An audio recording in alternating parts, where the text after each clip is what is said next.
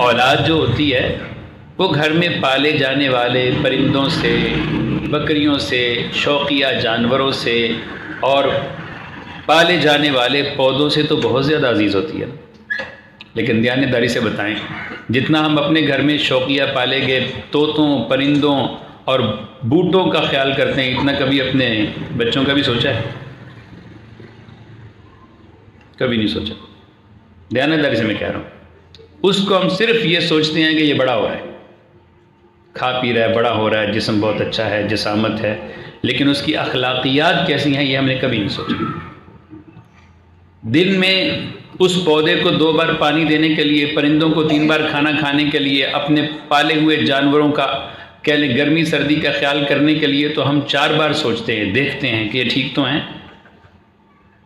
کوئی کہے گا جی وہ تو بے زبان ہوتے ہیں. بھائی ماں باپ کے سامنے بچے بھی بے زبان ہی ہوتے ہیں.